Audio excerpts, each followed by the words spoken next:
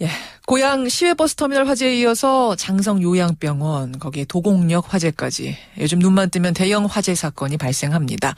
인터넷상에서도 갑론을박이 한창인데요. 그런데 이 갑론을박 중에 네티즌들의 공분을 사는 글이 하나 있었습니다. 바로 현직 소방대원이라고 밝힌 분의 글이었는데 무슨 내용인고 하니 구조에 쓰는 신발이 떨어져서 지급을 요청했는데 예산이 부족해서 받지를 못했다. 외국 물품 사이트에 가서 장갑을 직접 사서 쓴다. 이런 글들이었습니다. 불 끌어가는 소방관이 장갑을 스스로 구입한다. 이건 믿기지 않는 얘기인데요. 현직 소방관의 얘기를 직접 들어보죠. 익명으로 진행합니다. 소방관님 나와 계십니까? 예, 안녕하십니까. 예, 그러니까 지금 인터넷상에서 이슈가 되고 있는 그 화재 진압에 쓰는 장갑을 인터넷에서 직접 샀다는 글, 우리 소방관님도 직접 보셨어요? 저도 읽고 참 많이 공감이 됐습니다. 많이 공감이 됐다. 그럼 실제로 이런 경우가 많이 있다는 얘기입니까? 네, 실제로 제 주위 사람들이 그 인터넷 사이트에서 장비 구입을 하는 걸 본 적도 있고, 지방에 특히 좀 열악한 그 소도시에 있는 친구들이 그렇게 구입하는 걸 많이 들었습니다. 그러니까 혹시 이 장비 충분히 있는데 개인적으로도 좋은 걸 쓰고 싶어서 하나 더 구입하는 뭐 그런 형태는 아니고요? 아닙니다. 현직 소방관들 중에 장비가 충분하다고 느끼는 사람은 단 한 사람도 없을 겁니다. 단 한 사람도 없을 거다라고 말씀하실 수가 있을 정도입니까? 예, 대도시 같은 경우는 서울이나 뭐 부산 같은 경우는 장비가 잘 지급되는 편인데도 예. 방화복 한두 벌에 장갑 한 벌 정도를 몇 년에 걸쳐서 주는데, 장갑 같은 경우는 화재가 자주 나면 6개월, 7개월이면은 거의 다 해지는 경우가 많습니다. 저희가 그 시 구별로 하루에 2-3시간에 한 건 정도 화재가 나는 편이거든요. 예. 그렇게 따지면 1년에 최소한 장갑 2벌은 필요하고, 또 실제적으로 작업을 하다 보면 유리창을 이제 깨는 경우가 많은데 그 불을 빨리 끄기 위해서요. 예. 그러면 장갑 속에 뭐 유리 파편이 들어가거나 하면은 그 불을 진화한 후에 또 다른 현장에 나아가야 되는데, 그 손상된 그 장갑이나 장비들을 제대로 다 처리 못하고 새 거를 껴야 되는데 그럴 여유가 전혀 없습니다. 아니 저는 잘 이해가 안 가네요. 그러니까 장갑이 1년에 한 짝 지급이 되고. 아닙니다. 1년에 한 짝도 아닙니다. 거의 한 2-3년, 열악한 데는 한 5년에 한 벌 정도 지급되는 걸로 알고 있습니다. 그게 지방마다 다르다는 얘기군요.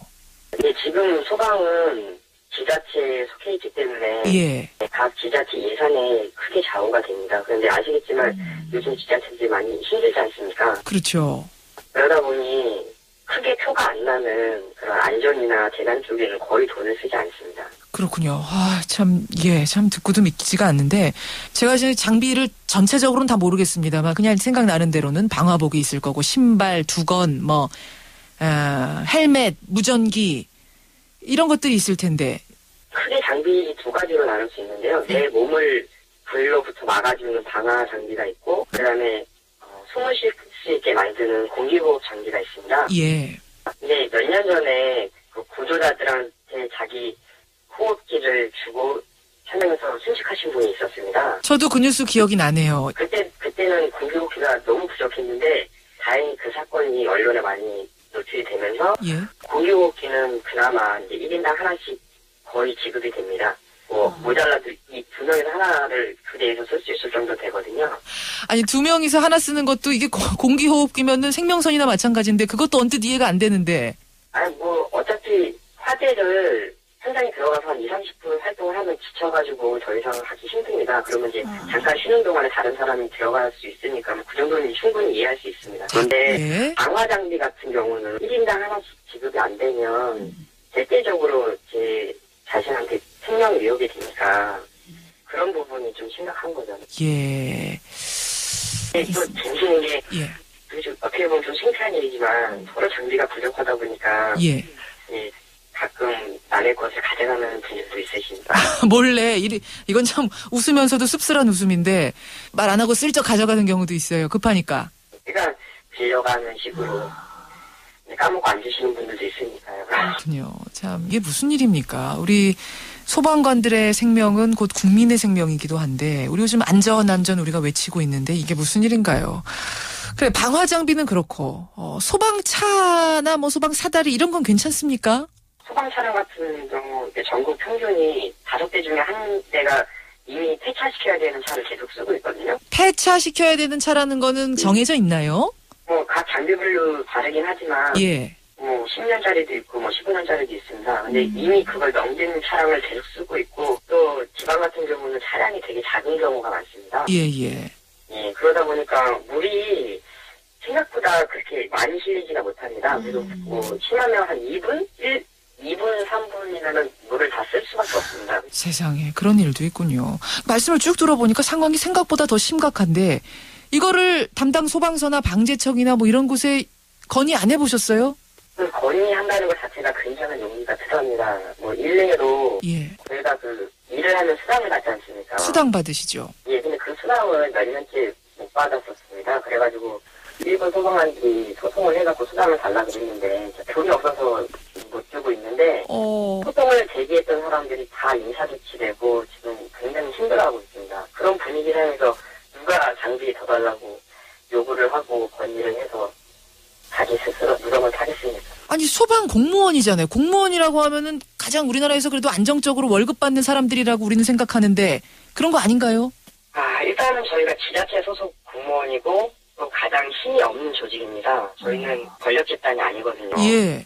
저희가 각 지자체별로 다 쪼개져 있습니다. 그래서 이렇게 대화 창구라든가 단일화된 그런 힘 같은 걸 가지고 있지 않습니다. 알겠습니다. 오늘 용기 내서 이렇게 인터뷰 응해주셔서 고맙습니다. 예, 감사합니다. 예, 현직 소방관의 이야기 신분 보호를 위해서 익명으로 먼저 만나봤습니다. 소방관이 장갑을 사비로 털어서 사는 현실 이거 참 듣고도 믿기 어려운 얘기인데 좀 더 자세하게 들여다보죠. 새정치민주연합 김현 의원 연결이 돼 있습니다. 김 의원님 안녕하세요. 네, 안녕하세요. 새정치민주연합의 김현입니다. 예, 우선 혹시 전반적인 상황을 알 수 있는 어떤 통계 자료 같은 게 있습니까? 예, 지금 이제 앞서 익명의 소방관께서 말씀을 해주셨는데요. 예. 사실은 소방 자동차의 평균 노후율이 지난 국정감사에 따르면 21.1% 정도 될 것 같습니다. 그다음에 개인 장비 부족은 좀 편차가 있는데요. 많게는 한 19%에서 적게는 한 7에서 한 10% 정도, 그러니까 방화복이나 두건, 안전화, 장갑 이제 좀 경우에 따라 다르고요. 이 편차라는 것은 지자체별로 편차, 지자체별로 운영이 되니까. 지자체별 편차도 있고요. 장비에 따라서 편차도 장비에 있습니다. 따른 편차도 있고, 예. 그다음에 내구 연한이 초과된 경우도 있습니다. 방화복의 경우 21.7%, 그다음에 두건의 경우는 조금 약하고요.